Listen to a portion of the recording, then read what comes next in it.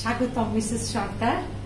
আজকে আমরা শাস্ত্র অনুসন্ধানের জন্য উপস্থিত হতে পেরেছি।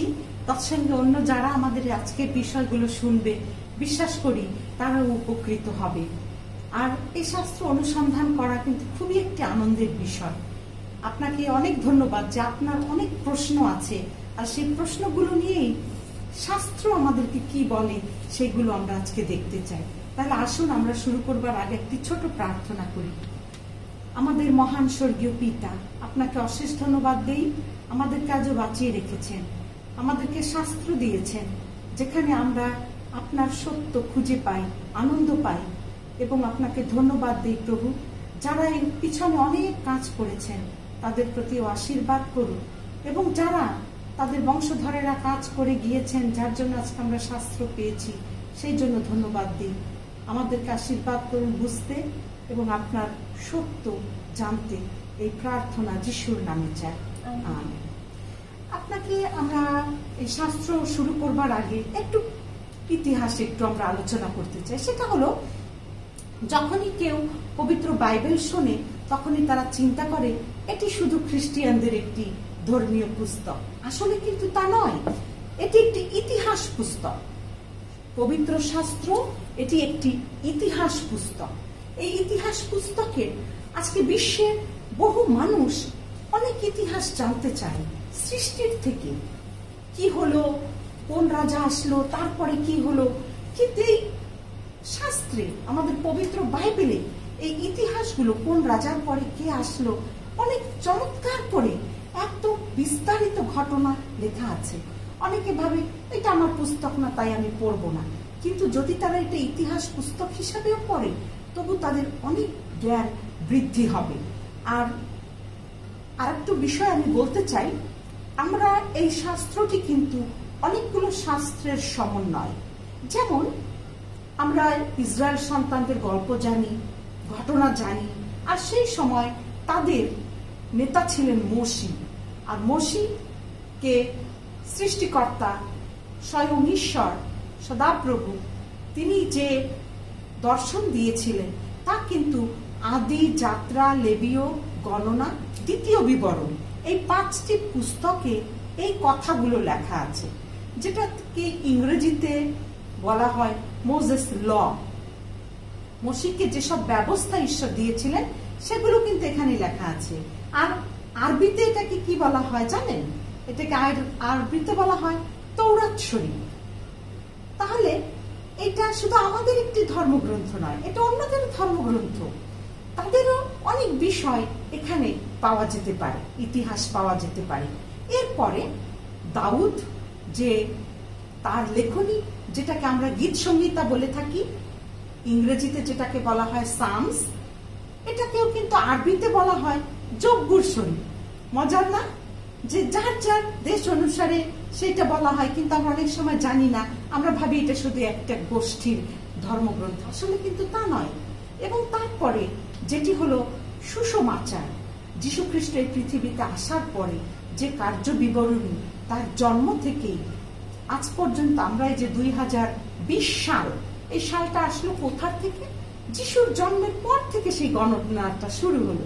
সুতরাং এই যে যিশুর যে কার্য বিবরণ, সেটিও পাওয়া যায়, আমরা যেটাকে বলি সুসমাচার, মথি, মার্ক, লুক, যোহন, এটারও একটি নাম আছে। আরবিতে এটাকে বলা হয় ইনজিল শরীফ। তাহলে দেখেন এটি কত আনন্দের। যারা এটি না জানে তারা শুধু সবসময় বলে থাকে এটি একটি নির্দিষ্ট গোষ্ঠীর ধর্মগ্রন্থ। আসলে কিন্তু না, এটি একটি সমন্বয় গ্রন্থ। সুতরাং আজকে আমরা যখন শাস্ত্র অনুসন্ধান করব, আপনার প্রশ্নের উত্তরগুলোতে আমরা যাব, দেখি শাস্ত্র আমাদেরকে কি বলে। তাহলে আমরা শুরু করবার আগে একটু দেখি দাউদ তিনি এই শাস্ত্র সম্পর্কে কি বলেন, এখানে কি আছে। একটু দেখি আমরা গীত সংহিতা 19 অধ্যায় 7 থেকে 11 পদ। আপনি কি একটু পড়বেন? গীত সংহিতা 19 অধ্যায় 7 থেকে 11 পদ। সেখানে কি আছে? এখানে লেখা আছে, সদাপ্রভুর ব্যবস্থা সিদ্ধ, প্রাণের স্বাস্থ্য জলে, সদাপ্রভুর সাক্ষ্য বিশ্বসনীয়, অল্প বুদ্ধির জ্ঞানদায়ক, সদাপ্রভুর বিধি সকল যথার্থ, চিত্তের আনন্দবর্ধক, সদাপ্রভুর আজ্ঞা নির্মল, চক্ষুর দীপ্তিজনক, সদাপ্রভুর ভয় সূচি চিরস্থায়ী, সদাপ্রভুর শাসন সকল সত্য, সর্বাংশে ন্যায্য, তাহা স্বর্ণ ও প্রচুর কাঞ্চন অপেক্ষা বাঞ্ছনীয়, মধু ও মৌচাকের রস হইতেও সুস্বাদু। তোমার দাসও তদ্বারা সুশিক্ষা পায়, তাহা পালন করিলে মহাফল হয়। আমেন। চমৎকার একটি পদ পড়লাম আমরা, তাই না? এখানে কি বলেছেন? দাউদ নিজে বলেছেন ব্যবস্থা সম্পর্কে। তাহলে ব্যবস্থাটা দাউদের আগে নিশ্চয়ই এসেছে, আর দাউদ কি তা পালন করতেন না করতেন না? যদি নাই করতেন তাহলে কি তিনি লিখতেন যে সদাপ্রভুর ব্যবস্থা সিদ্ধ, প্রাণের স্বাস্থ্যজনক, সদাপ্রভুর বিধি যথার্থ, এবং শেষে তিনি বলেছেন তাহা পালন করিলে মহা ফল হয়? তার মানে কি? তিনি পালন করতেন, তাই না? কি বুঝতে পাই আমরা? আর তিনি আমাদের জন্য সেটি লিখে গিয়েছেন যে এটি পালন করলে যেন মহা ফল হয়। তাহলে আজকে আমরা এই ব্যবস্থাটা কি একটু দেখি, এবং সেই ব্যবস্থার মধ্যে বিশেষ করে একটি নির্দিষ্ট ব্যবস্থা আমরা দেখব। এই ব্যবস্থাগুলো কি? ঈশ্বর কখন এই ব্যবস্থা দিলেন? সৃষ্টির শুরুতেই কিন্তু ঈশ্বর আদম এবং হাওয়াকে বলেছিলেন একটা কথা। সেটি কি? তোমরা যত্ন নাও, এই এদন বাগানের যত্ন, সবকিছু যত্ন নেবার কথা বলেছিলেন। আর তারপরে আরেকটা কথা বলেছিলেন, তোমরা বহুবংশ প্রজাবন্ত হও, এবং আরেকটি গুরুত্বপূর্ণ বিষয় বলেছিলেন, এই বাগানের সব গাছের ফল খেতে পারবে, কিন্তু নির্দিষ্ট একটি গাছের ফল খেতে পারবে না। এটার মানে কি? ওই গাছের ফলটার ভিতরে কি ছিল? বিষ ছিল না কি ছিল? আপনার কি মনে হয় বলেন তো? এটা একটা বাধ্যতার জন্য বলা হয়েছে। ঠিক বলেছেন, ঠিক। ওইখানে ওই ফলটাই কিন্তু কোনো বিষ ছিল না, কিংবা ফলটা দেখতে খারাপ ছিল না, দুর্গন্ধ ছিল না। ঈশ্বর চেয়েছিলেন তারা বাধ্য কিনা সেটা পরীক্ষা। ঠিক বলেছেন। আর আজ পর্যন্ত ঠিক একই অবস্থা কিন্তু চলে আসছে। সদাপ্রভু তাহলে ব্যবস্থাটা কেন দিয়েছেন বলেন? আপনার আমার বাধ্যতার পরিচয়, তাই না? আমরা তাহলে বুঝতে পারলাম সৃষ্টির শুরুতে আদম এবং হাওয়াকে যেভাবে এই ফল দিয়ে তিনি বুঝাতে চেয়েছিলেন যে তারা বাধ্য থাকে কিনা, আর সেই অবাধ্যতার ফলে কি হলো? পৃথিবীতে পাপ আসলো, আমরা সবাই তাতে আজ ভুগছি। তাহলে আমরা দেখি ঈশ্বর এই ব্যবস্থাটি কখন একদম লিখিত আকারে দিলেন, যে তোমরা এই ব্যবস্থাটা একদম লিখিত আকারে। আদম হাওয়াকে যখন বললেন তখন তো লিখে দেননি, মুখে মুখে বলেছিলেন, তাই না? তাহলে তারপরে তিনি কখন লিখিত আকারে দিয়েছিলেন? আপনার মনে আছে বাইবেলের কোনো গল্প যে কখন তিনি লিখিত আকারে দিয়েছিলেন? একটু বলেন তো, কখন লিখিত আকারে দিয়েছিলেন? ইসরায়েল সন্তানদেরকে দিয়েছিলেন, তাই না? 10 আজ্ঞা, ঠিক বলেছেন। মসির ব্যবস্থা, যখন মসিকে ঈশ্বর এই ব্যবস্থাটি লিখে দিলেন। আর সেগুলো কোথায় পাওয়া যায় আমরা একটু দেখব। কোথায় পাওয়া যায় আসুন আমরা একটু দেখি। যাত্রা 20 অধ্যায়, যাত্রা 20 অধ্যায় আমরা একটু দেখি। যাত্রা 20 অধ্যায়ে 8 থেকে শুরু করে,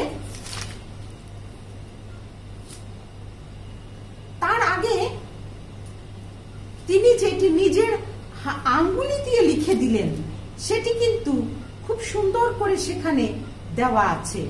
আর ঈশ্বর তাদেরকে বললেন যে তোমরা এটা শুনবার জন্য প্রস্তুত হও। আপনি একটু পড়বেন কি? যাত্রা 20 অধ্যায় 7 থেকে, যাত্রা 20 অধ্যায় 7 থেকে পড়বেন। লেখা আছে, তোমার ঈশ্বর সদাপ্রভুর নাম অনর্থক লইও না, কেননা যে কেহ তাহার নাম অনর্থক লয়, সদাপ্রভু তাহাকে নির্দোষ করিবেন না। তাহলে প্রথমটি আমরা কি দেখলাম? ঈশ্বর সদাপ্রভুর নাম অনর্থক আমরা লইব না। কিন্তু এটি হলো কোন আজ্ঞা? তার আগে আমরা একটু দেখি 3 পদ থেকে একটু পড়বেন আপনি। 3 পদে লেখা আছে, আমার সাক্ষাতে তোমার অন্য দেবতা না থাকুক। অন্য দেবতা, সেই দেবতা কি শুধু আমাদের হাতে গড়া দেবতা হয়? কি মনে হয় আপনার? আমাদের গাড়ি, বাড়ি, অহংকার, জামা কাপড়, সেগুলো অনেক সময় আমাদের কাছে আসক্তিগুলো আমাদের দেবতা হতে পারে, তাই না? তাহলে কি বললেন ঈশ্বর প্রথমে? আমার সাক্ষাতে তোমার অন্য দেবতা না থাকুক। তারপরে দ্বিতীয়টি পড়ুন। তুমি আপনার নিমিত্তে খোদিত প্রতিমা নির্মাণ করিও না। উপরিস্থ স্বর্গে, নিচস্থ পৃথিবীতে ও পৃথিবীর নিচস্থ জল মধ্যে যাহা যাহা আছে, তাহাদের কোনো মূর্তি নির্মাণ করিও না। কি চমৎকার! তারপরে কি বলেছে দেখেন, তুমি তাহাদের কাছে প্রণিপাত করিও না এবং তাহাদের সেবা করিও না, কেননা তোমার ঈশ্বর সদাপ্রভু আমি সগৌরব রক্ষণে উদ্যোগী ঈশ্বর। আমি পিতৃগণের অপরাধের প্রতিফল সন্তানদের উপরে বর্তাই। যাহারা আমাকে দেশ করে তাহাদের তৃতীয় চতুর্থ পুরুষ পর্যন্ত বর্তায়। কি কঠিন কথা দেখেছেন? আপনি আমি যদি আপনার বংশধরকে আশীর্বাদের পাত্র করতে চাই, তাহলে ঈশ্বরের ব্যবস্থা কত গুরুত্বপূর্ণ। কারণ আমাদের বংশধরও আশীর্বাদ নিতে হতে পারে, আর যদি আমরা সেটি না করি তারা অভিশাপগ্রস্ত হতে পারে। আমি বলছি না, এটা বাইবেল বলছে। সুতরাং তার ব্যবস্থা পালন করা কত গুরুত্বপূর্ণ। তারপরে কি পড়ে? হ্যাঁ, কিন্তু যাহারা আমাকে প্রেম করে ও আমার আজ্ঞা সকল পালন করে, আমি তাহাদের সহস্র পুরুষ পর্যন্ত দয়া করি। আমেন। কি সুন্দর, চমৎকার! তাহলে ঈশ্বর আরো আজ্ঞা দিলেন। আরো কি কি পড়েন? তোমার ঈশ্বর সদাপ্রভুর নাম অনর্থক লইব না, কেননা যে কেহ তাহার নাম অনর্থক লয়, সদাপ্রভু তাহাকে নির্দোষ করিবেন না। তারপরে তুমি বিশ্রাম দিন স্মরণ করিয়া পবিত্র করিও। 6 দিন শ্রম করিও, আপনার সমস্ত কার্য করিও, কিন্তু 7ম দিন তোমার ঈশ্বর সদাপ্রভুর উদ্দেশ্যে বিশ্রাম দিন। সেই দিন তুমি কি তোমার পুত্র কি কন্যা, কি তোমার দাস কি তোমার দাসী, কি তোমার পশু কি তোমার পুরুদারের মধ্যবর্তী বিদেশী কেহ কোনো কার্য করিও না। কেননা সদাপ্রভু আকাশমণ্ডল ও পৃথিবী, সমুদ্র ও সেই সকলের মধ্যবর্তী সমস্ত বস্তু 6 দিনে নির্মাণ করিয়া 7ম দিনে বিশ্রাম করিলেন। এই জন্য সদাপ্রভু বিশ্রাম দিনকে আশীর্বাদ করিলেন ও পবিত্র করিলেন। মিসেস সরকার, আপনি কি এর আগে কখনো এটি এত গভীরভাবে পড়েছেন? আপনি জানতেন যে বাইবেলে এমন একটা কথা আছে যার বিষয় বলা আছে বিশ্রাম দিন, এবং সেটি এত গুরুত্বপূর্ণভাবে পালন করতে হবে যে সেটি একটি আশীর্বাদের দিন এবং পবিত্র দিন? এই বিশ্রাম দিন কখন থেকে শুরু হয়? খুব চমৎকার একটি প্রশ্ন করেছেন। আমরা এই ভিতরে যাবার আগে একটু শেষ করে নেই, এই বাকি আজ্ঞাগুলো একটু শেষ করে নেই। একটু বাকি আজ্ঞাগুলো একটু পড়ে শেষ করেন 12 থেকে। তোমার পিতাকে ও তোমার মাতাকে সমাদর করিও, যেন তোমার ঈশ্বর সদাপ্রভু তোমাকে যে দেশ দিবেন সেই দেশে তোমার দীর্ঘ পরমায়ু হয়। চমৎকার। তারপরে নরহত্যা করিও না, ব্যভিচার করিও না, চুরি করিও না, তোমার প্রতিবাসীর বিরুদ্ধে মিথ্যা সাক্ষ্য দিও না, তোমার প্রতিবাসীর গৃহে লোভ করিও না, প্রতিবাসীর স্ত্রীতে কিংবা তাহার দাসে কি দাসীতে কিংবা তাহার গরুতে কি গর্ধবে প্রতিবাসীর কোনো বস্তুতেই লোভ করিও না। খুব সুন্দর। তাহলে আমরা 10টি আজ্ঞা বা ব্যবস্থা পেয়ে গেলাম। আর আপনার প্রশ্ন ছিল চতুর্থ আজ্ঞাটি নিয়ে, যে কখন এটি শুরু হয়, তাই না? আমি অত্যন্ত আনন্দিত যে আজকে আমরা এই বিষয়টি নিয়ে আলোচনা করতে পারবো। কারণ এই বিশ্বের সবাই চুরি করো না, লোভ করো না, বেবিচার করো না, নরহত্যা করো না, এই সব বিষয়গুলো তারা জানে, কিন্তু বিশেষ করে এই বিশ্রাম দিন সম্পর্কে অনেক লোক জানে না। আর তাই সেটি নিয়ে আমরা একটু আলোচনা করতে চাই। ঠিক আছে? আচ্ছা, এই গুরুত্বপূর্ণ বিষয়টা নিয়ে আমরা যখন আলোচনা করব, আসুন তো দেখি আমরা শাস্ত্র কি বলে। এটি কিন্তু আমি কিছু বলবো না, শাস্ত্র কি বলবে আমরা সেইটা ব্যাখ্যা শুনবো। তাহলে কখন থেকে বিশ্রামবার শুরু হয়? তার আগে আমরা একটু দেখি বিশ্রামবারটা ঈশ্বর সৃষ্টি করলেন কখন। বিশ্রামবারটা মানে কি? ঈশ্বর যখন এই পৃথিবীটা সৃষ্টি শুরু করলেন, ভোর থেকে শুরু করলেন দিন, নাকি মধ্যরাত থেকে দিন শুরু করলেন? একটু দেখি তো বাইবেল কি বলে। আসুন আমরা খুলি আদি পুস্তক 1 অধ্যায় 5 পদ। একটু দেখেন তো দিনের আসলে শুরু কখন থেকে হয়? 5 পদ। হ্যাঁ, আদি পুস্তক 1 অধ্যায় 5 পদ। আর সন্ধ্যা ও প্রাতঃকাল হইলে প্রথম দিবস হইল। তাহলে একটু দেখেন শুরু করে কখন থেকে শুরু হলো? সন্ধ্যা ও প্রাতঃকাল হইলে প্রথম দিবস হলো। ঈশ্বর এইভাবে পৃথিবীটা সৃষ্টি করলেন। প্রথম দিন সৃষ্টি করলেন, কি কি সৃষ্টি করলেন? প্রথম দিন সৃষ্টি করলেন, দ্বিতীয় দিন সৃষ্টি করলেন, তৃতীয় দিন সৃষ্টি করলেন। এইভাবে করতে করতে 7 দিনে তার সমস্ত কিছু শেষ হল। 6 দিন তিনি সৃষ্টি করলেন এবং 7 দিনের দিন তিনি একটি বিশেষ কাজ করলেন। আর একটু দেখি আমরা পদ 19 পদটা একটু দেখুন তো। 19 পদটা কি বলে? 1 অধ্যায় 19 পদ। 19 পদে আছে, আর সন্ধ্যা ও প্রাতঃকাল হইলে চতুর্থ দিবস হইল। বাহ, চমৎকার।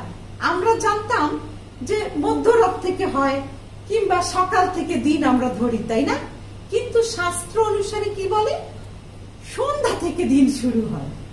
এটা ইন্টারেস্টিং না মিসেস সরকার? আরো একইভাবে 23 পদেও লেখা আছে, আর সন্ধ্যা ও প্রাতঃকাল হইলে পঞ্চম দিবস হইল। হ্যাঁ, তারপরে 31 পদেও আছে,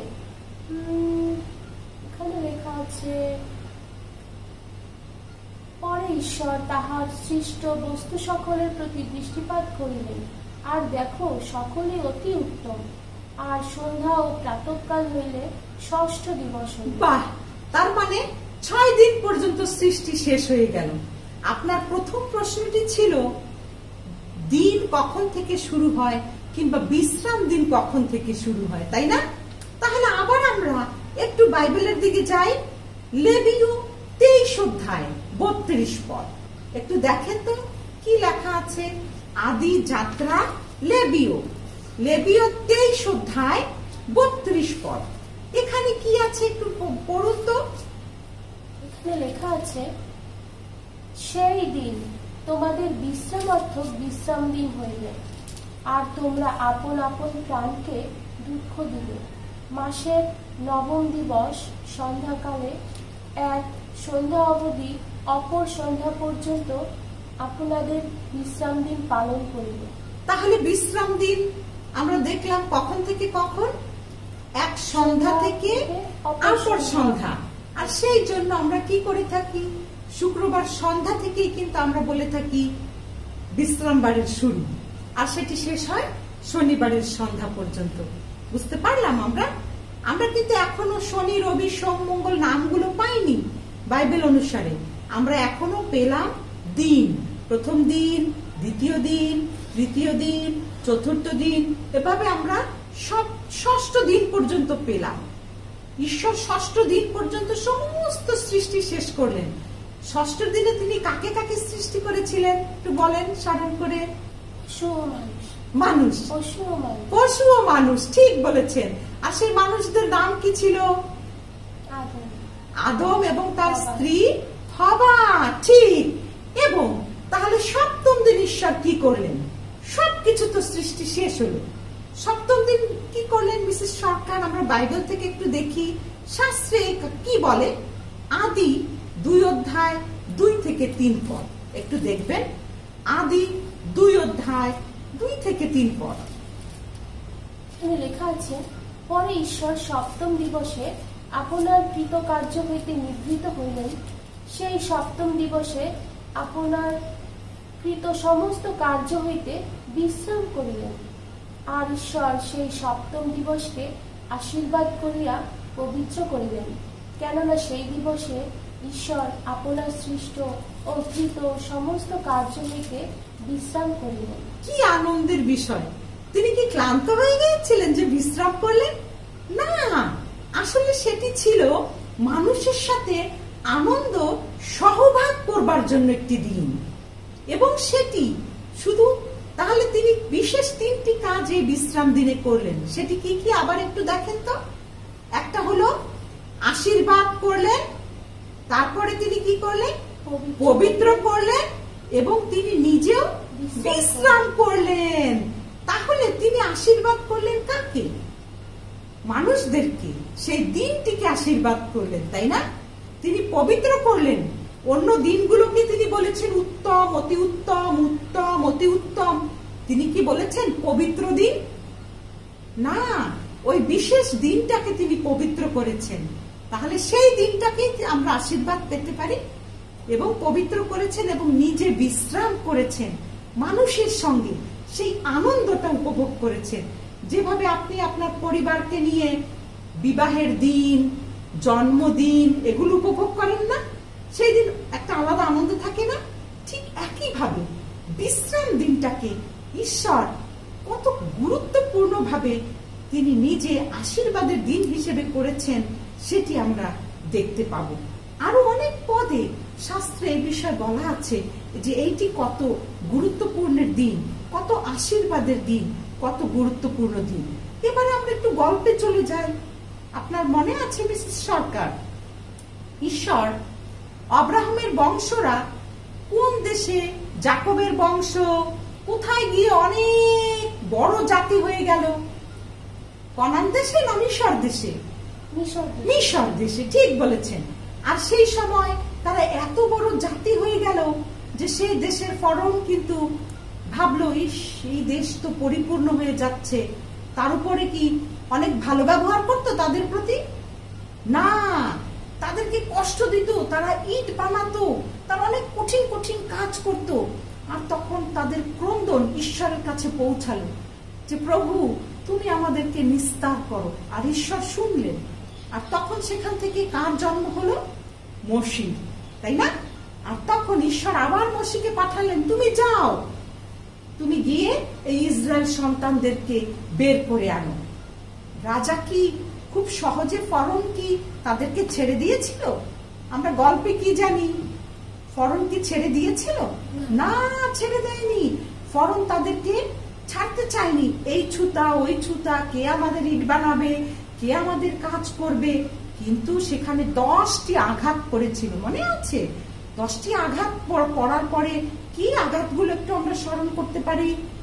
প্রথমটি ছিল জল রক্ত, তারপরে ছিল বেগ অর্থাৎ ব্যাং, তারপরে ছিল পিশু, তারপরে ছিল ধ্বংস, তারপরে ছিল মহামারী, তারপরে ছিল শিলাবৃষ্টি, তারপরে ছিল অন্ধকার, তারপরে ছিল পঙ্গপাল, এবং তারপরে ছিল প্রথমজাত সন্তান বধ।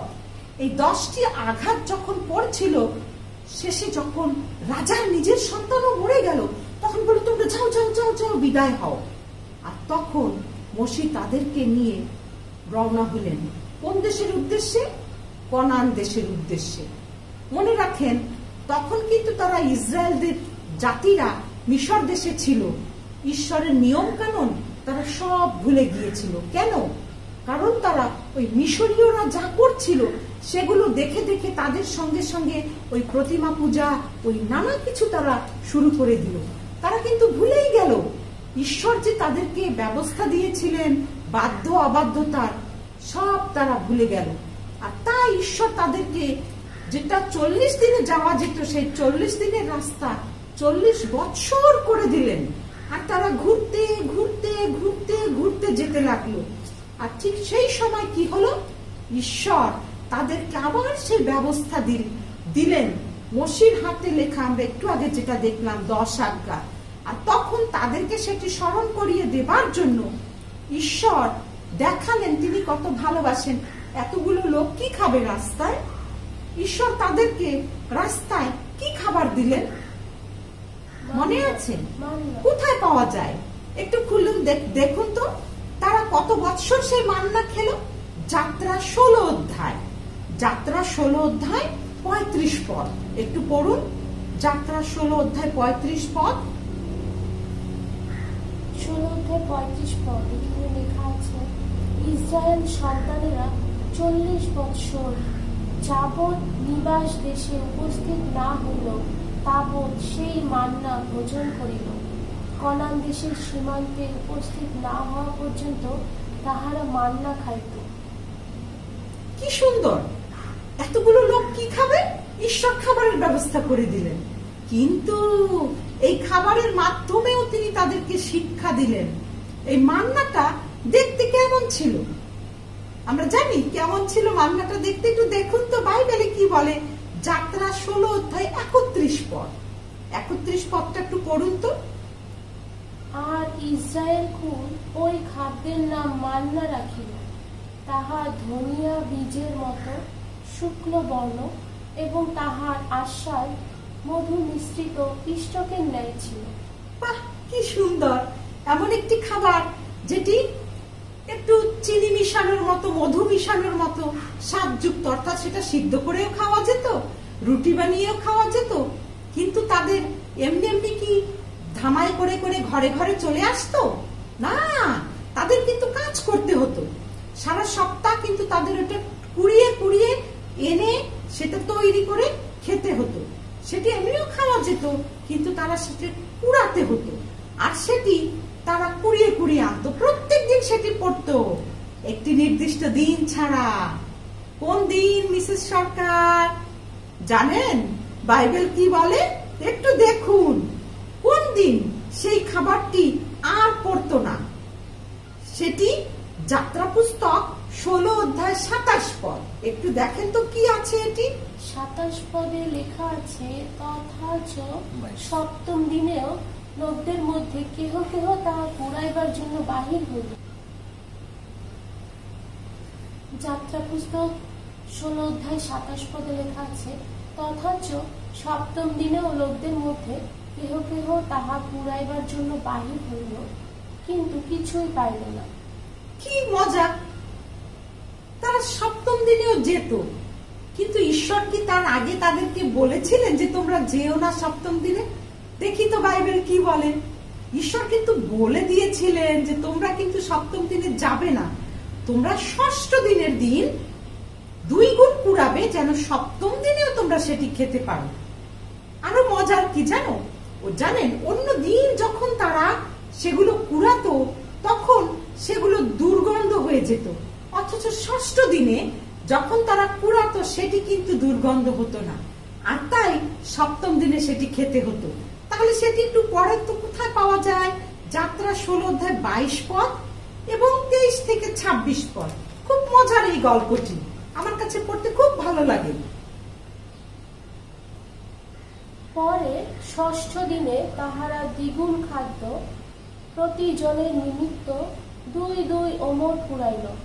আর মণ্ডলের অধ্যক্ষেরা সকলে আসিয়া মসিকে জ্ঞাত করিলেন। তখন তিনি তাহাদিগকে কহিলেন, সদাপ্রভু তাহাই বলিয়াছিলেন, করল বিশ্রাম পর্ব সদাপ্রভুর উদ্দেশ্যে পবিত্র বিশ্রামবার।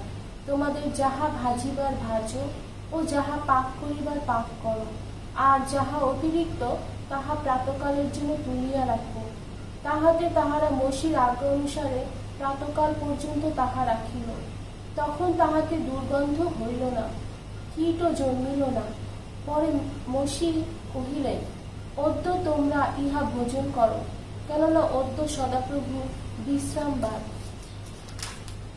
অদ্য মাঝে ইহা পাইবে না। তোমরা 6 দিন তাহা কুড়াইবে, কিন্তু সপ্তম দিন বিশ্রামবার, সেই দিন তাহা মিলিবে না। কি সুন্দর! দেখেছেন, আমরা প্রথমেই দেখলাম তাদেরকে বললো, কিন্তু তিনি আগেই বললেন যে তোমরা ওই দিন কিন্তু যেও না।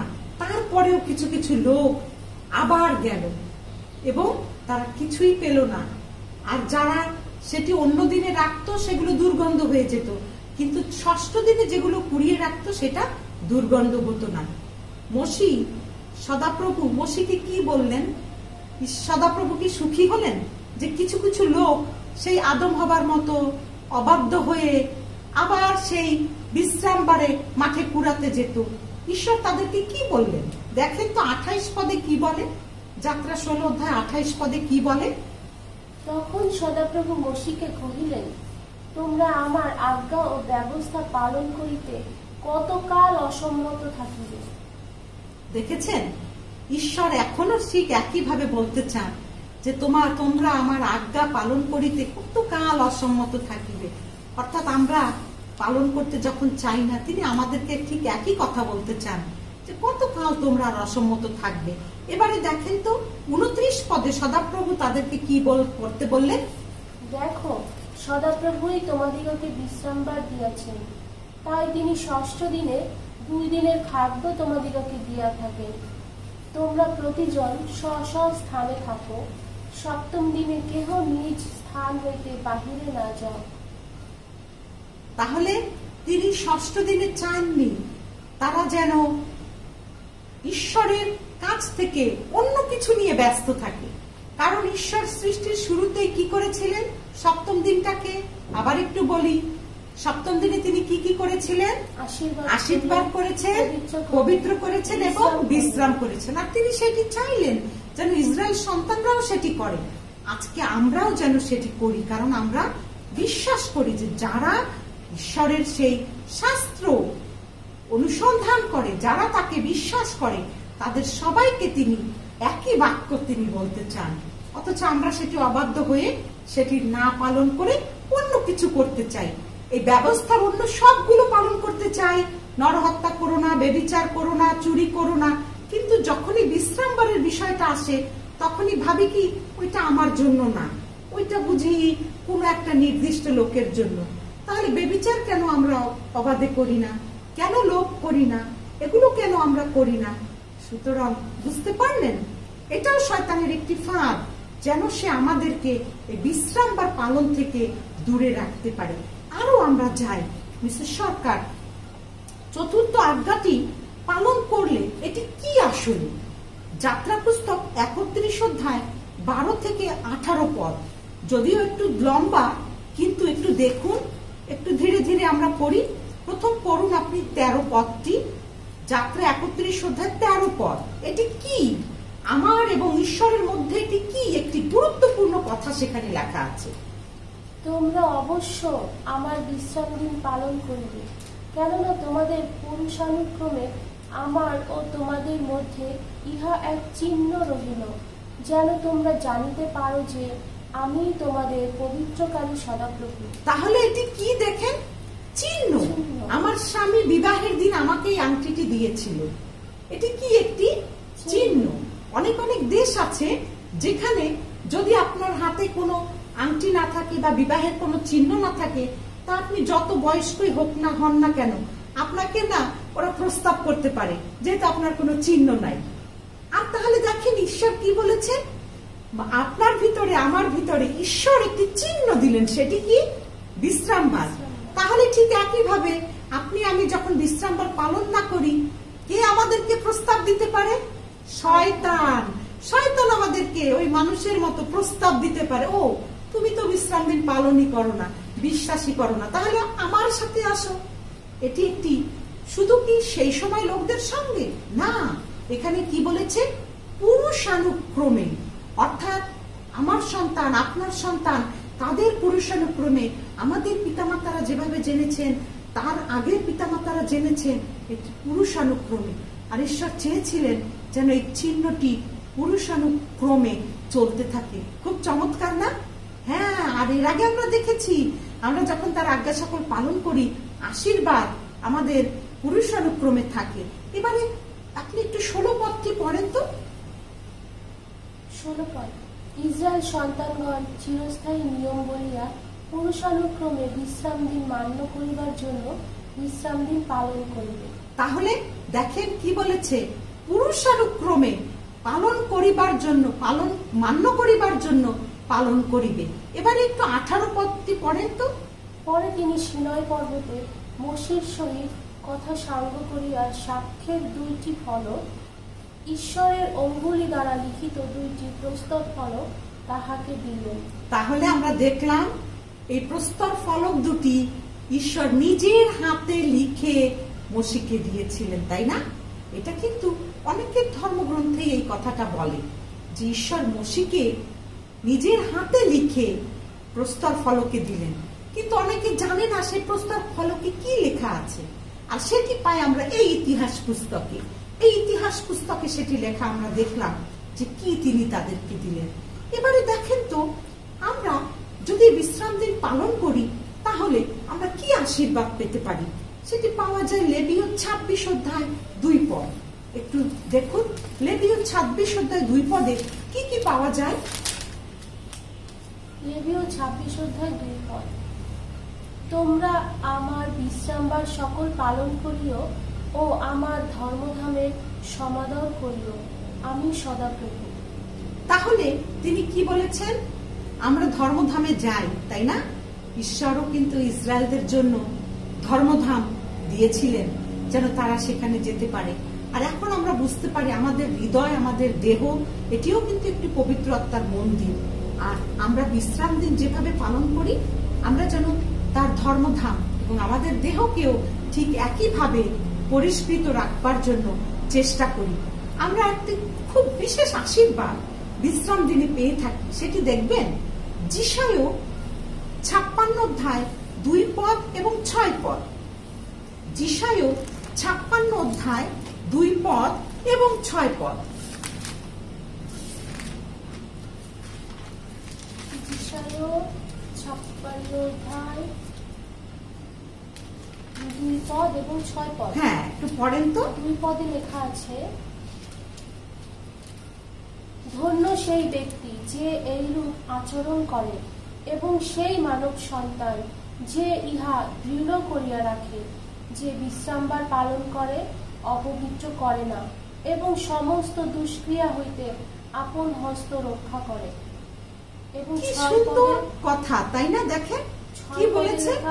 হ্যাঁ, 6 পদে কি আছে পরে? 6 পদে আছে, আর যে বিজাতি সন্তানগণ সদাপ্রভুর পরিচর্যা করিবার জন্য, তাহার নামের প্রতি প্রেম দেখাইবার জন্য ও তাহার দাস হইবার জন্য সদাপ্রভুতে আসক্ত হয়, অর্থাৎ যে কেহ বিশ্রামবার পালন করে, অপবিত্র করে না ও আমার নিয়ম দৃঢ় করিয়া রাখে, তাহাদিগকে আমি আপন পবিত্র পর্বতে আনিব এবং আমার প্রার্থনা গৃহে আনন্দিত করিব। কি চমৎকার!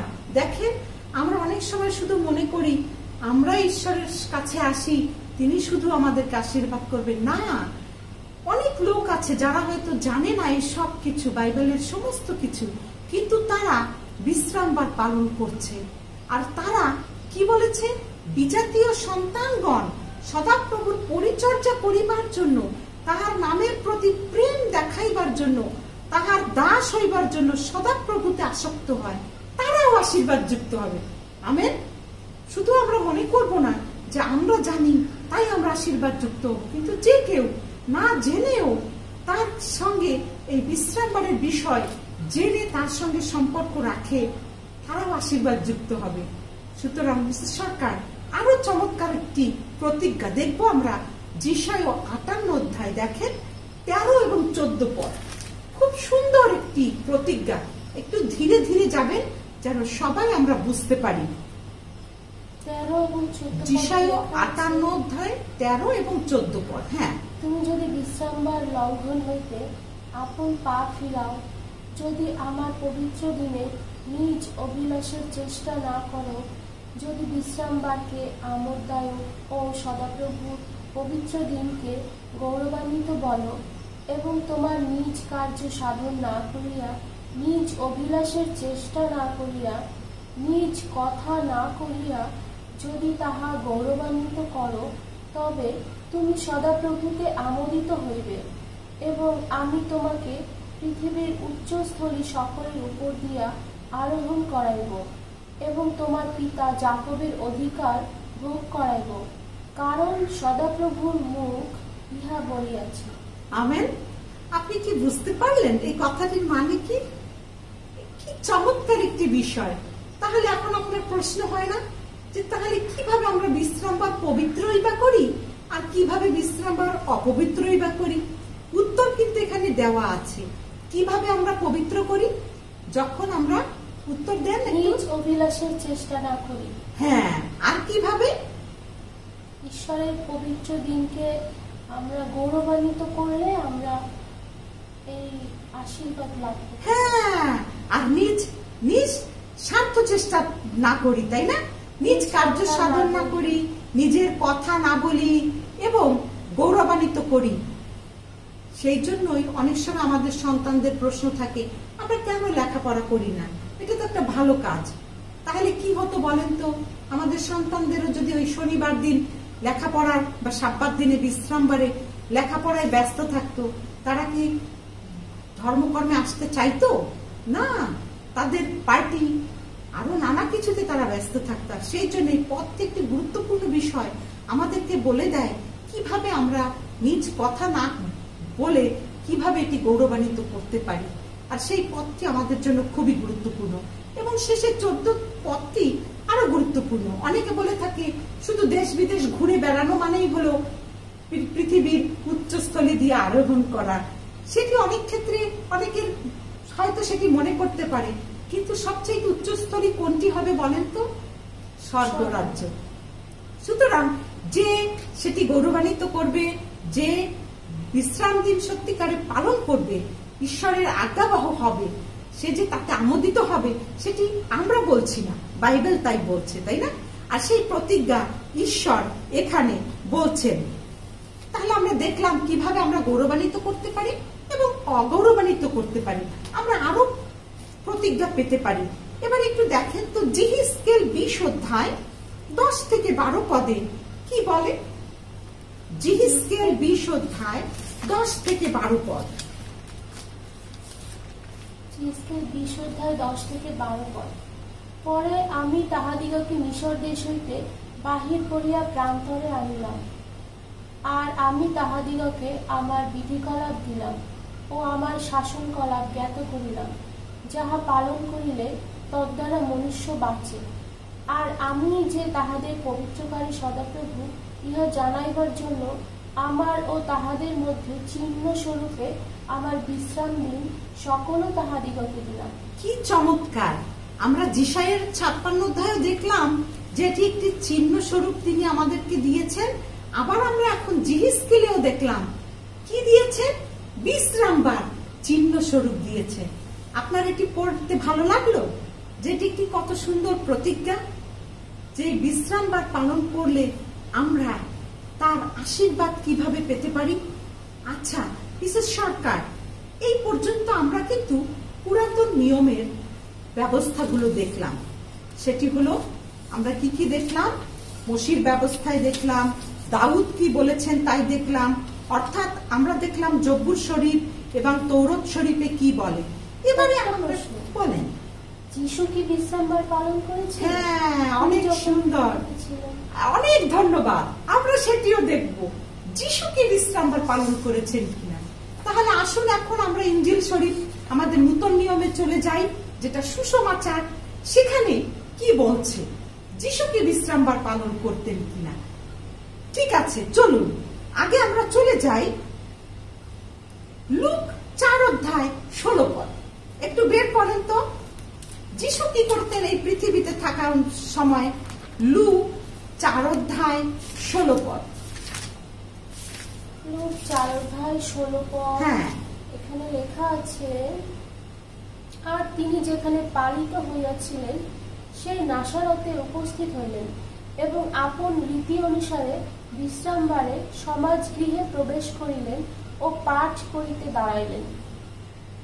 এখানে তিনি মানে কি, তাকে বুঝিয়েছে। তাহলে আপনি একটু তার আগের থেকে যদি না পড়েন তাহলে হয়তো বুঝতে একটু কঠিন হবে। একটু 14 থেকে পড়েন, হেডিংটা সহ। 14 থেকে লেখা আছে, নাসারতে যিশুর উপদেশ। তখন যিশু আত্মার পরাক্রমে গালিলে ফিরিয়া গেলেন এবং তাহার কীর্তি চারিদিকে সমুদয় অঞ্চলে ব্যাপিল। আর তিনি তাহাদের সমাজগৃহে উপদেশ দিয়া সকলের দ্বারা গৌরবান্বিত হইতে লাগিলেন। আর তিনি যেখানে পালিত হইয়াছিলেন, এটা আগে আমি পড়েছি, সেই নাসারথে উপস্থিত হইলেন এবং আপন রীতি অনুসারে বিশ্রামবারে সমাজগৃহে প্রবেশ করিলেন ও পাঠ করিতে দাঁড়াইলেন। তার মানে কি? আপন রীতি কি? তার রীতি কি ছিল? প্রচলিত ছিল, হ্যাঁ, বিশ্রাম দিন। তাহলে যীশু খ্রিস্ট নিজেও কি করতেন? বিশ্রাম দিনে সমাজ গৃহে যেতেন এবং তিনি বিশ্রাম দিন পালন করতেন, তাই না? কিন্তু সেই সময় সদ্য কি ফরুসিরা শুধু ভুল ধরবার জন্য বিশ্রাম বারে ভালো কাজ না করে কিভাবে শুধু ভুল ধরা যায় সেই সব নিয়ে ব্যস্ত থাকতো, কিন্তু সেটি না করে বিশ্রাম বারে আরো কি কি ভালো কাজ করা যায় সেগুলো তিনি জানিয়েছেন। মিসেস সরকার, আপনার প্রশ্ন হয় না, এতক্ষণ আমরা শুধু বিশ্রাম বার পেলাম, তাহলে বিশ্রাম বারটা যদি হয় সপ্তাহের সপ্তম দিন, তাহলে সপ্তাহের প্রথম দিন কোনটি? এবং এই যে দিনের নামগুলো কবে থেকে আসলো, শনিবার, রবিবার, সোমবার, মঙ্গলবার, এগুলো কিভাবে আসলো সেটি আপনার প্রশ্ন হয় না? কারণ বাইবেল অনুসারে তো আমরা দেখলাম যে সপ্তম দিন আমরা দেখলাম এবং সপ্তম দিনটা হলো বিশ্রাম দিন, সেটি আমরা দেখলাম। এখন কেউ যদি বলে আমার তো ভাই শুক্রবার বিশ্রাম দিন, সেটি কি হবে? কিংবা কেউ যদি বলে আমি মঙ্গলবার দিন ছুটি পাই, আমি মঙ্গলবার দিনই আমার উপাসনা করব, সেটা কি বিশ্রামবার হবে? আসলে কোন দিন বিশ্রাম দিন একটু তাহলে দেখি আমরা। তাহলে যিশু যেদিন মৃত্যুবরণ করলেন সেদিন কি ছিল?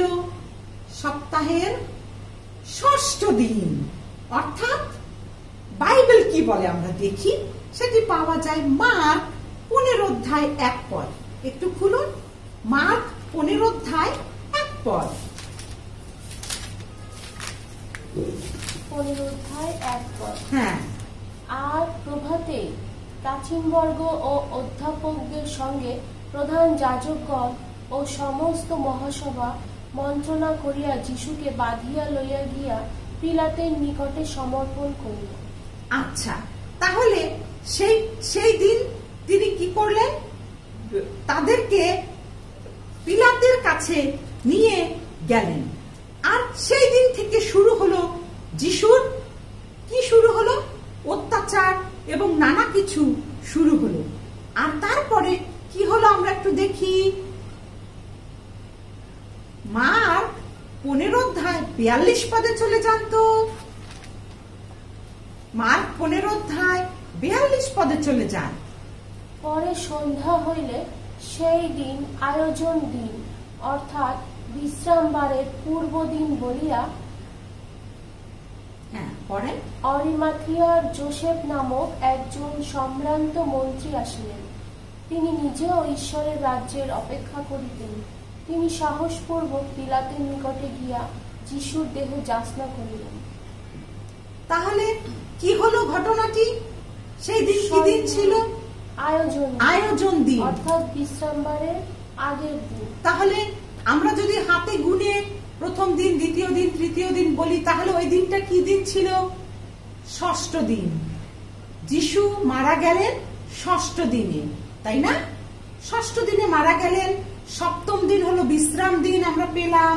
যিশু সপ্তম দিনে বিশ্রাম দিনে কোথায় ছিলেন? কবরের মধ্যে ছিলেন। আর 16 অধ্যায় এখন দেখুন, 16 অধ্যায় প্রথম পদটি দেখুন। বিশ্রাম দিন অতীত হইলে পর মগদলিনী মরিয়ম, যাকবের মাতা মরিয়ম এবং সালোমে সুগন্ধি দ্রব্য ক্রয় করিলেন, তাহলে একটু তাহাকে মাখাইতে পারে। একটু ধীরে যাই আমরা। এখানে কি বলেছে? 16 অধ্যায় 1 পদে বিশ্রাম দিন অতীত হইলে পরে, অর্থাৎ বিশ্রাম দিনের সন্ধ্যায় তারা তেল কিনতে গেল, তাই না? শুক্রবারে যিশু মারা গেলেন। শুক্রবারে যিশুকে অরিমাথিয়া যোসেফ কবরের জন্য নিয়ে গেলেন এবং শনিবার দিন যিশু কবরে থাকলেন। সেখানে তিনি কবরে থাকলেন। আর বিশ্রাম দিন অতীত হইলে পরে এই মহিলারা তারা কেনাকাটি করলো যেন যিশুর শরীরে গিয়ে তেল মাখাতে পারে, কারণ শুক্রবারে তারা তেল মাখাতে আর সময় পায়নি। তারপরে কি হলো? 2 পদে কি বলে?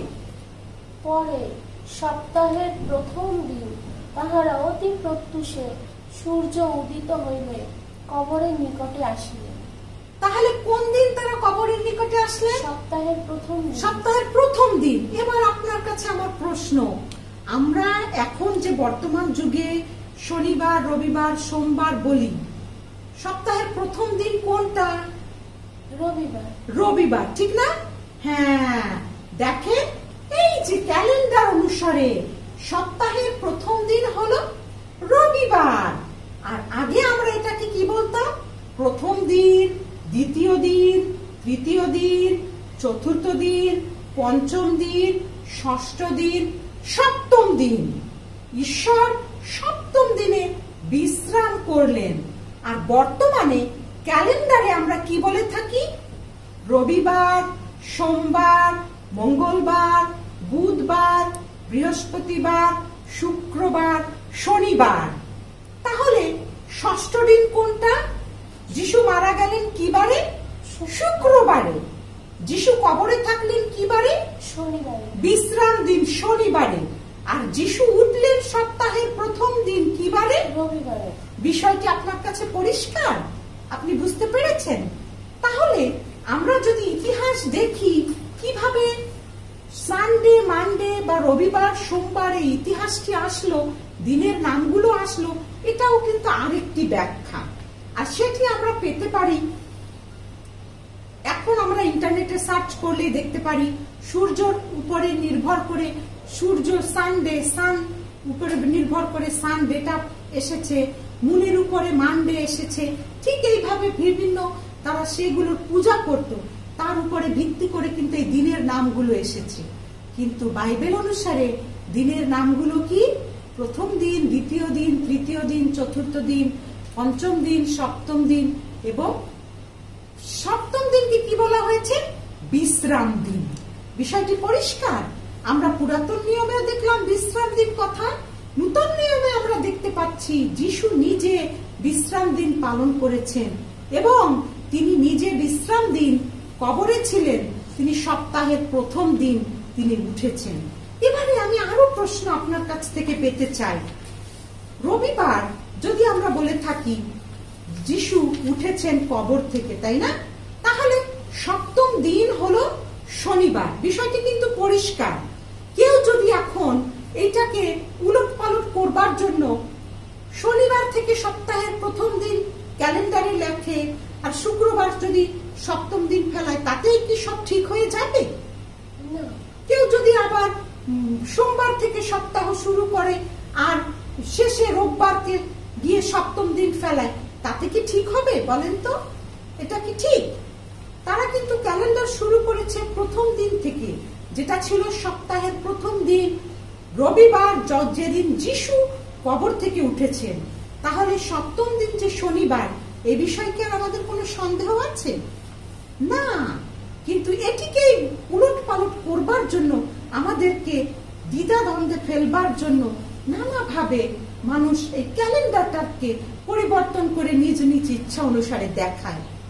তাহলে এবার আপনাকে আমি আরো বিষয় একটু প্রশ্ন আপনার কাছে করতে চাই। আপনি বলেন তো, পৌল যখন, আমরা খ্রিস্টিয়ানরা সবাই প্রায় পৌলকে মান্য করি, তাই না? পৌল একজন সুসমাচার প্রচারক ছিলেন। পৌল কি করতেন? পৌল যখন এই পৃথিবীতে ছিলেন, তিনি তো নানা দেশ দিয়ে ঘুরে ঘুরে তাবু সেলাই করতেন আর যিশুর সুসমাচার প্রচার করতেন। তাহলে তিনি কি করতেন? তিনি কিভাবে সমাজ গৃহে যেতেন? যিশুর শিষ্যরাই বা কিভাবে সমাজ গৃহে যেতেন? তারা কি বিশ্রাম দিন পালন করতেন না করতেন না? একটু দেখেন তো, প্রেরিত 13 অধ্যায় 42 থেকে 44 পদে কি বলে? প্রেরিত 13 অধ্যায় 44 থেকে 42 দেখেন তো, একটু আমরা ধীরে ধীরে পড়ি। প্রেরিত 13 অধ্যায় লেখা আছে, তাহাদের বাহিরে যাইবার সময়ে লোকেরা বিনতি করিল যেন পর বিশ্রামবারে সেই সকল কথা তাহাদের কাছে বলা যায়।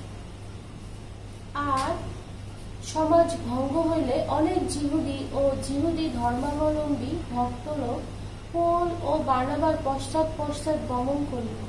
তাহারা তাহাদের সহিত কথা কহিলেন, ঈশ্বরের অনুগ্রহে স্থির থাকিতে তাহাদিগকে প্রবৃত্তি দিলেন। পরবর্তী বিশ্রামবারে নগরের প্রায় সমস্ত লোক ঈশ্বরের বাক্য শুনিতে সমাগত হইল। কি সুন্দর!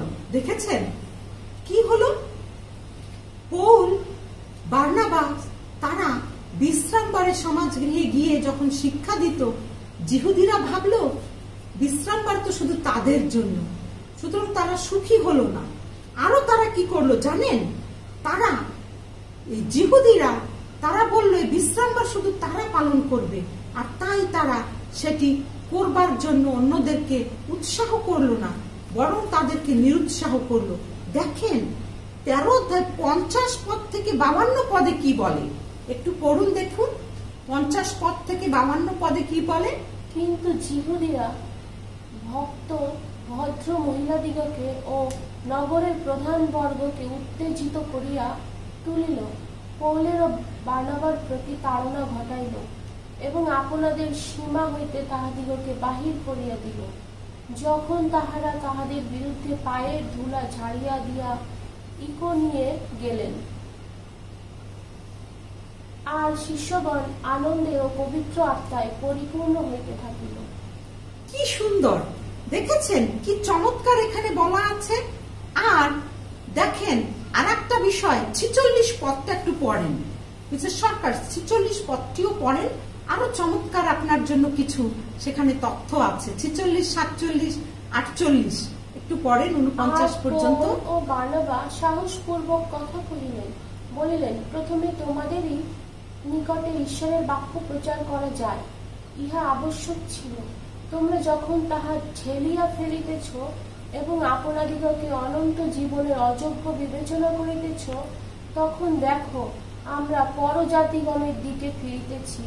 কেননা প্রভু আমাদিগকে এইরূপ আজ্ঞা দিয়াছেন, আমি তোমাকে জাতিগণের দীপ্তি স্বরূপ করিয়াছি, যেন তুমি পৃথিবীর সীমা পর্যন্ত পরিত্রাণ স্বরূপ হও। ইহা শুনিয়া পরজাতীয়রা আহ্লাদিত হইল এবং প্রভুর বাক্যের গৌরব করিতে লাগিল, এবং যত লোক অনন্ত জীবনের জন্য নিরূপিত হইয়াছিল তাহারা বিশ্বাস করিল। কি সুন্দর বিষয় দেখেছেন। পৌল, এমনকি পৌলও কি ছিল? রোমিও ছিল, মনে আছে?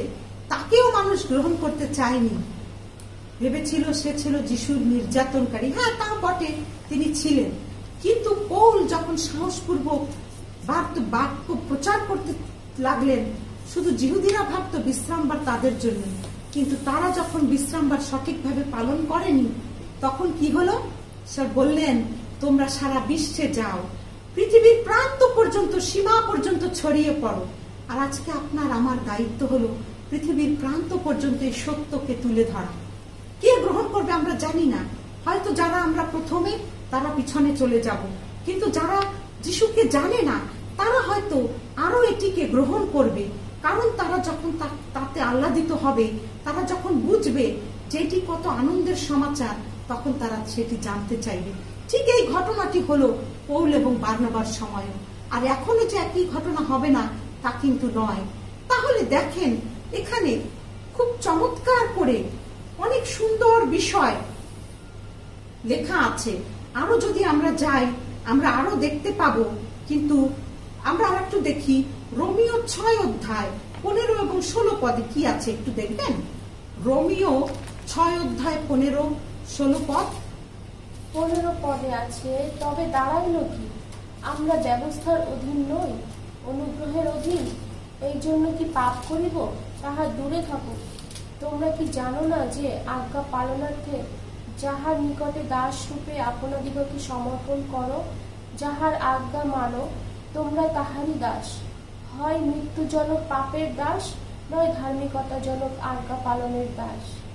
তাহলে অনেক সময় আমরা বলে থাকি যে আমরা শুধু তো অনুগ্রহে জীবন পাবো, অনন্ত জীবন পাবো, কি দরকার আজ্ঞা পালন করা?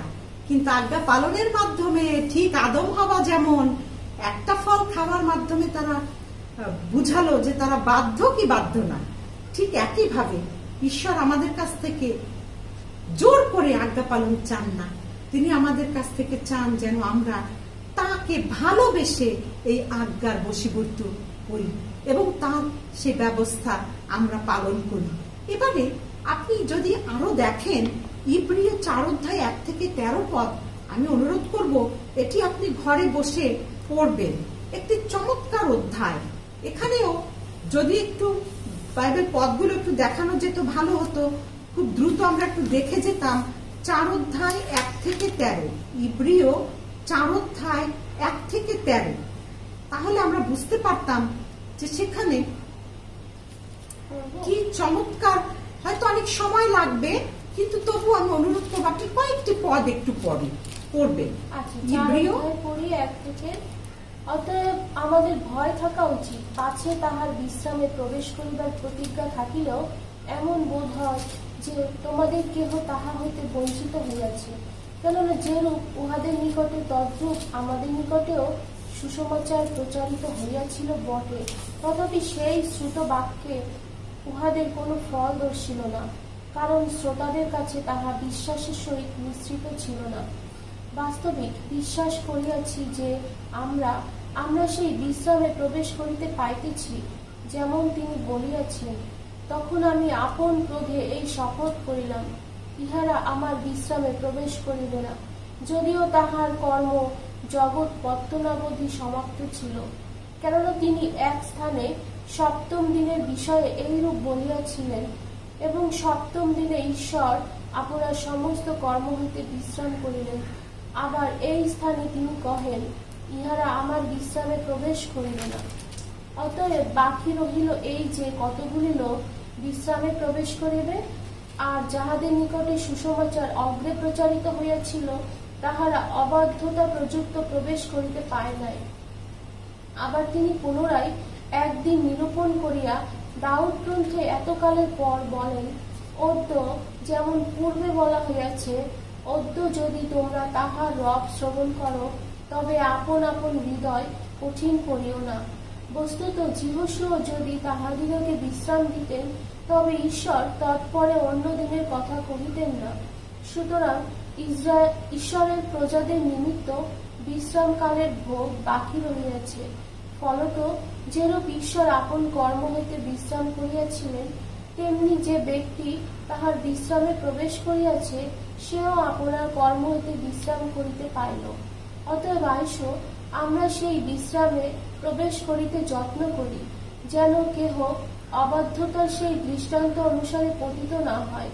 কেননা ঈশ্বরের বাক্য জীবন্ত ও কার্যসাধক, এবং সমস্ত দ্বিধার খড়গ অপেক্ষা তীক্ষ্ণ, এবং প্রাণ ও আত্মা, গ্রন্থি ও মজ্জা এই সকলের বিভেদ পর্যন্ত মর্মভেদী, এবং হৃদয়ের চিন্তা ও বিবেচনার সূক্ষ্ম বিচারক। আর তাহার সাক্ষাতে কোনো সৃষ্ট বস্তু অপ্রকাশিত নয়, কিন্তু তাহার চক্ষু গোচরে সকলই নগ্ন ও অনাবৃত রহিয়াছে, যাহার কাছে আমাদিগকে হিসাব দিতে হইবে। তাহলে মিসেস সরকার, আমরা এত সময় যা কিছু আলোচনা করলাম এর একটা সামারি কিন্তু এই ইব্রিয়তে তুলে ধরা আছে, তাই না? তাহলে এখানে আমরা বিশেষ করে 11 পদে কি দেখলাম? অতএব আইসো, আমরা সেই বিশ্রামে প্রবেশ করিতে যত্ন করি, যেন কেহ অবাধ্যতার সেই দৃষ্টান্ত অনুসারে পতিত না হয়। তাহলে আমরা যদিও বলি আমি তো অনুগ্রহে স্বর্গে যাব, হ্যাঁ, কিন্তু যতদিন এই পৃথিবীতে আমি আছি ঈশ্বর আমার কাছ থেকে কিন্তু আশা করেন। সেটি কি আশা করেন? আমরা একটু দেখি। যোহন 14 অধ্যায় 15 পদ। যোহন 14 অধ্যায় 15 পদ। যোহন 14 অধ্যায় 15 পদ।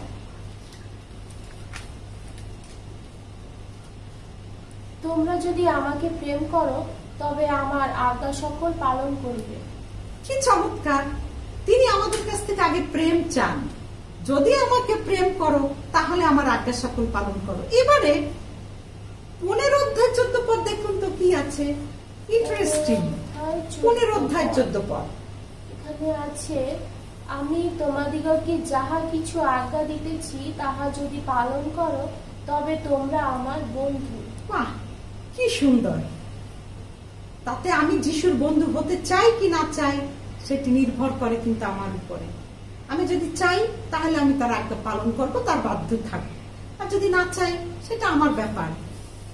তাহলে দেখলেন এখানে সুন্দর করে কিন্তু তিনি কখনো ব্যবস্থা নিজে ভগ্ন করেননি এবং তিনি চান না যে আমরা সেটি করি। এখন প্রশ্ন হলো, একটা প্রশ্ন বলেন, আমি যদি মারা যাই তাহলে আমার সাথে কি কি যাবে? ঠিক বলেছেন আপনি। আমি যখন মারা যাই তার মানে আজকেই কিন্তু আমার জীবনটা শেষ, তাই না? এরপরে আপনার জন্য আমার জন্য আত্মীয় স্বজন স্বামী সন্তান যতই কাঁদুক, কোনো কি কাজ হবে বলেন তো? অনেকে বলে কাজ হবে, কিন্তু আমরা কি বিশ্বাস করি? বাইবেল কি বলে? আমাদের সঙ্গে কি যাবে সেটি আমরা একটু দেখি। প্রকাশিত 14 অধ্যায় 12 থেকে 13 পদ একটু পড়ুন তো। আমরা যখন মরে যাব তখন আমাদের সঙ্গে কি যাবে? 14 অধ্যায় 12 থেকে 13 পদ।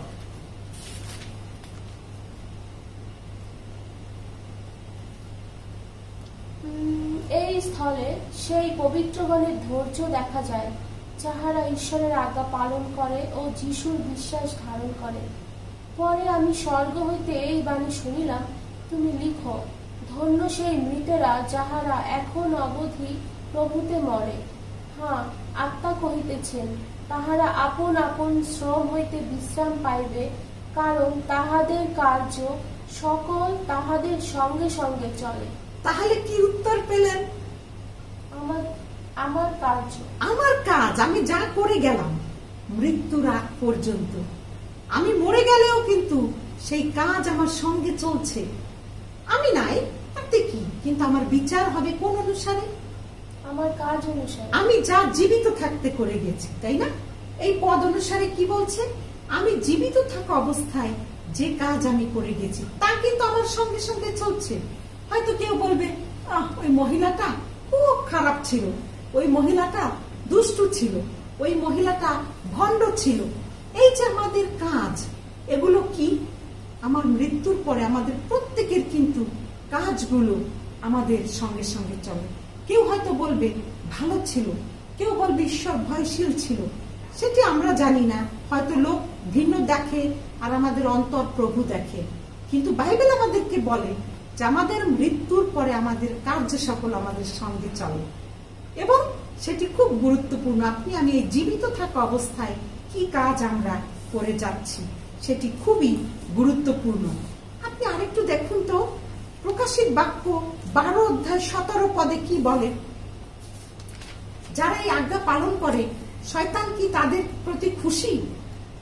কি মনে হয় আপনার? একটু পড়ুন। লেখা আছে, আর সেই স্ত্রীলোকটির প্রতি নাগ প্রধান্বিত হইল, আর তাহার বংশের সেই অবশিষ্ট লোকদের সহিত যাহারা ঈশ্বরের আজ্ঞা পালন ও যিশুর সাক্ষ্য ধারণ করে, তাহাদের সহিত যুদ্ধ করিতে গেল। আমরা জানি বাইবেলের বিভিন্ন জায়গায় নারী বা মহিলা কথা বলা আছে। এই মানে কি? মণ্ডলী, তাই না? মা যেমন পরিবারের সকলকে নিয়ে, মণ্ডলীকে বাইবেলে মহিলার সঙ্গে তুলনা করা হয়েছে। আর নাগকে শয়তান। কার প্রতি সে প্রধান্বিত? যারা মণ্ডলীর প্রতি। কোন মণ্ডলীর প্রতি? সকল মণ্ডলীর প্রতি, যারা যিশুর সাক্ষ্য ধারণ করে এবং ঈশ্বরের আজ্ঞা পালন করে। তাহলে দেখেন আমরা কতবার পেলাম আজ্ঞা সম্পর্কে। সেই আদি থেকে শুরু করে এই প্রকাশিত পর্যন্ত আমরা বারংবার এই আজ্ঞা সম্পর্কে পেলাম, ঠিক না? তাহলে কি বুঝলাম আমরা? কার প্রতি সে বেশি রাগ হবে? যে আজ্ঞা পালন করে তার প্রতি, না যে পালন করে না তার প্রতি? যে পালন করে। বুঝা গেল? আমাদের প্রতি তাড়না আসবে, সমস্যা আসতেই পারে, কিন্তু সেই মানে কি আমি আজ্ঞা পালন বন্ধ করে দেব? না। কেন আমি বন্ধ করব না? তাহলে যদি কেউ আমাদেরকে ভুল শিক্ষা দেয় তখন তার কি হবে? অনেকে তো জানেই না নিজেরা, এবং তারা আমাদেরকে বলে সব আজ্ঞা পালনের নিয়ম দরকার নাই, কারণ যিশু অনেক আজ্ঞা মুছে দিয়েছেন। কোন আজ্ঞাগুলো মুছে দিয়েছেন? সেটা কি সেখানে লিখে দিয়েছেন যে এই আজ্ঞা আমি মুছে দিলাম, তোমরা আজকে থেকে এই বিশ্রাম দিন পালন করো না? কোথাও কি লিখে দিয়েছেন? যদি বিশ্রাম দিন যিশুর শিষ্যরা শেষ সময় পর্যন্ত পালন করলো, তাহলে কি সেখানে কোথাও লিখে দিতে ভুলে গেছেন যে তোমরা আর এই আজ্ঞাটা পালন করো না, এটা তোমাদের পালন করার দরকার নাই? তাহলে দেখেন যারা এটি ভুল শিক্ষা দেয় তাদের প্রতি কি হবে? আমরা একটু দেখি গালাথীয় 1 অধ্যায় 6 থেকে 9 পদ। গালাথীয় 1 অধ্যায় 6 থেকে 9 পদ। গালাথীয় 1 অধ্যায় 6 থেকে 9 পদ লেখা আছে, আমার আশ্চর্য বোধ হইতেছে যে খ্রিস্টের অনুগ্রহে যিনি তোমাদিগকে আহ্বান করিয়াছেন, তোমরা এত শীঘ্র তাহা হইতে অন্যবিধ সুসমাচারের দিকে ফিরিয়া যাইতেছ। তাহা আর কোন সুসমাচার নয়, কেবল এমন কতগুলি লোক আছে যাহারা তোমাদিগকে অস্থির করে এবং খ্রিস্টের সুসমাচার বিকৃত করিতে চায়। কিন্তু আমরা তোমাদের নিকটে যে সুসমাচার প্রচার করিয়াছি, তাহা ছাড়া অন্য সুসমাচার যদি কেহ প্রচার করে, আমরাই করি, কিংবা স্বর্গ হইতে আগত কোনো দূতই করুক, তবে সে শাপগ্রস্ত হোক। আমরা পূর্বে যেরূপ বলিয়াছি, তদ্রূপ আমি এখন আবার বলিতেছি, তোমরা যাহা গ্রহণ করিয়াছ, তাহা ছাড়া আর কোন সুসমাচার যদি কেহ তোমাদের নিকটে প্রচার করে, তবে সে শাপগ্রস্ত হোক। তাহলে দেখেছেন, স্পষ্ট করে এখানে বলেছে যে আমরা যেন এই সুসমাচার বার্তা বহনে যথার্থ হই, নতুবা কিন্তু আমি নিজেও আমার শাপ অর্থাৎ অভিশাপ আনতে পারি। তাহলে প্রশ্ন হতে পারে, আমি বিশ্রামবারে করব কি? সারাদিন শুধু ঘুমাবো, না সারাদিন শুধু আমোদ ফুর্তি করব? কি আমোদ ফুর্তি করব? সেই উত্তর বাইবেলে কিন্তু বলা আছে। আমরা লুক 13 অধ্যায় 10 থেকে 16 পদে দেখতে পাই। লুক 13 অধ্যায় 10 থেকে 16 পদ। 10 থেকে 16 পদ। 10 থেকে। তিনি বিশ্রামবারে কোন সমাজগৃহে শিক্ষা দিতেছিলেন। আর দেখো, একজন স্ত্রীলোক, যাহাকে 18 বৎসর ধরিয়া দুর্বলতার আক্রায় পাইয়াছিল, সে পূজা কোনো মতে সোজা হইতে পারিত না, তাহাকে দেখিয়া যিশু কাছে ডাকিলেন আর কহিলেন, হে নারী, তোমার দুর্বলতা হইতে মুক্ত হইবে। পরে তিনি তাহার উপরে হস্তার্পণ করিলেন, তাহাতে সে তখনই সোজা হইয়া দাঁড়াইল আর ঈশ্বরের গৌরব করিতে লাগিল। কিন্তু বিশ্রামবারে যিশু সুস্থ করিয়াছিলেন বলিয়া সমাজদক্ষ ক্রুদ্ধ হইল। সে উত্তর করিয়া লোকদিগকে বলিল, 6 দিন আছে, সেই সকল দিনে কর্ম করা উচিত, অতএব ওই সকল দিনে আসিয়া সুস্থ হইও, বিশ্রামবারে নয়। কিন্তু প্রভু তাহাকে উত্তর দিয়া কহিলেন, কপটীরা, তোমাদের প্রত্যেকজন কি বিশ্রামবারে আপন আপন বলদ কিংবা গর্ধব জাবপাত্র হইতে খুলিয়া জল খাওয়াইতে লইয়া যায় না? তবে এই স্ত্রীলোক অব্রাহামের কন্যা, যাহাকে শয়তান দেখো আজ 18 বৎসর ধরিয়া বাঁধিয়া রাখিয়াছিল, ইহার এই বন্ধন হইতে বিশ্রামবারে মুক্তি পাওয়া কি উচিত নয়? তিনি এই সকল কথা কহিলে তাহার বিপক্ষেরা সকলে লজ্জিত হইল, কিন্তু তাহার দ্বারা যে সমস্ত মহিমার কার্য হইতেছিল, তাহাতে সমস্ত সাধারণ লোক আনন্দিত হইল। তাহলে আমরা বিশ্রামবারে কি কাজ করতে পারি? যে কাজে প্রভুর গৌরব হয়। আর সেটি আমরা 14 অধ্যায়ে দেখতে পাই। তিনি সুন্দর করে বলেছেন, লুক 14 অধ্যায়ে তিনি বলেছেন বিশ্রামবারে আর কি করা যায়। 3 পদ একটু দেখবেন, লুক 14 অধ্যায় 3 পদ। যিশু উত্তর করিয়া ব্যবস্থা বেত্তাদিগকে ও ফরিসীগণকে কহিলেন, বিশ্রামবারে আরোগ্য করা কি বিধেয় কিনা? কিন্তু তাহারা চুপ করিয়া রহিল। তখন তিনি তাহাকে ধরিয়া সুস্থ করিলেন। তাহলে আমরা এখানে দেখতে পারি যিশু কি করলেন? বিশ্রামবারে সেই সব কাজ করলেন যা তার নিজের জন্য নয়, কিন্তু তার প্রভুর গৌরব যাতে হয়, অন্যের মঙ্গল যাতে হয়, সেই কাজগুলো। সেই জন্য আমরা বিশ্রামবার যথার্থ রূপে পালন করতে পারি যদি আমরা অন্যের মঙ্গলের জন্য কিছু করে থাকি। সেটা অসুস্থতার সেবা হোক, আপনি কারোর জন্য প্রার্থনা করছেন, কিন্তু যদি আমরা আরাম আয়েশ করে খেয়ে দিয়ে ঘুমাই, সে তাতে কিন্তু ঈশ্বরের গৌরব হয় না। শুধু বিশ্রাম, বিশ্রাম মানে শুধু বিশ্রাম করব, ঘুমিয়ে বিশ্রাম, সেটি কিন্তু বিশ্রাম নয়। নিজের কাজ থেকে একটি বিশ্রাম, যেটি হল ঈশ্বরের গৌরবের জন্য। তাহলে আমাদের শেষ পদটিতে আমরা চলে যাই, সেটি পাওয়া যায় প্রকাশিত বাক্য 22 অধ্যায় 12 পদ, 12 এবং 14 পদ। আমি আপনাদেরকে বলবো,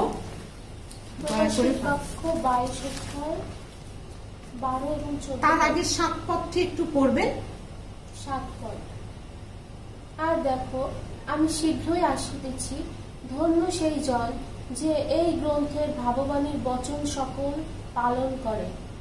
এবং 12 পদ, দেখো আমি শীঘ্র আসিতেছি এবং আমার দাতব্য পুরস্কার আমার সহবর্তী, যাহার যেমন কার্য তাহাকে তেমন ফল দিব।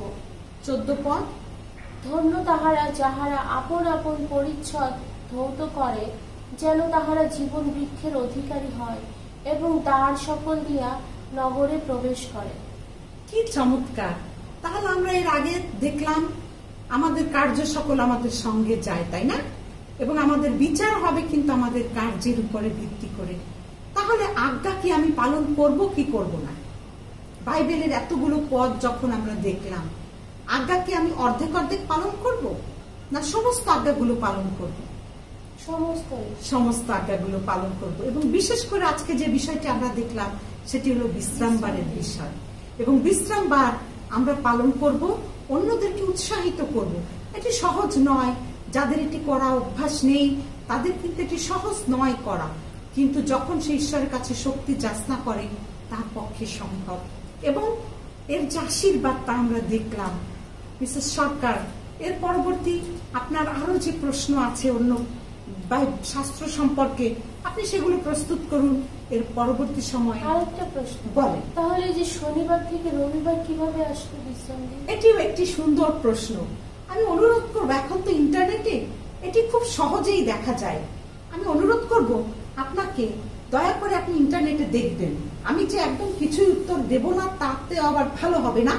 এটি 311 খ্রিস্টাব্দে কনস্ট্যান্টাইন যিনি করেছিলেন তার স্ত্রীকে খুশি করার জন্য। আসলে বুঝতে পারেননি যে সেই সময় এই সান বা সূর্য দেবতার পূজা করতে গিয়ে সানডেতে, অর্থাৎ রবিবার সপ্তাহের ছুটির দিনে এই কাজটি করতে গিয়ে বিশ্ব এই রবিবারকেই পালন করা শুরু করবে। এটি কিন্তু তিনি যদি বুঝতে পারতেন হয়তো তিনি এই কাজটি করতেন কিনা আমি জানি না, কিন্তু তিনি তার স্ত্রীকে খুশি করতে গিয়ে এই কাজটি করেন 311 খ্রিস্টাব্দে। আমি অনুরোধ করবো আপনি আরো একটি ডিটেলস ইন্টারনেট থেকে একটু পড়বেন এবং এর পরের পাঠে আমরা আবার আলোচনা করব আপনার আরো যে সব প্রশ্ন আছে। অনেক ধন্যবাদ আপনাকে। অনুরোধ করব আপনি একটি ছোট প্রার্থনা করে আমরা শেষ করব। আপনাকেও ধন্যবাদ, এত সুন্দর করে বাইবেল থেকে বুঝিয়েছেন বিশ্রাম দিন আসলে কোন দিন আমাদের পালন করা উচিত। আসুন আমরা তাহলে প্রার্থনা করি। ধর্ম সর্বস্থপিত, তোমাকে ধন্যবাদ দিই, তুমি আমাদেরকে সুযোগ দিয়েছো এই পৃথিবীতে বেঁচে থাকার জন্য এবং এখন একটি বিশেষ সুযোগ দিয়েছো যেন আমি আরো ভালো করে বুঝতে পারি যে আসলে কোন দিন পবিত্র বিশ্রাম দিন এবং সেটি আমাদের কিভাবে পালন করা উচিত। আমাদের সাহায্য করো যেন আমরা সেই পবিত্র দিনকে পবিত্রভাবে পালন করতে পারি এবং তোমার আশীর্বাদ লাভ করতে পারি এবং আমরা যেন তোমার রাজ্যের জন্য প্রস্তুত থাকতে পারি। এই প্রার্থনা যিশু তোমার নামে চাই। আমেন।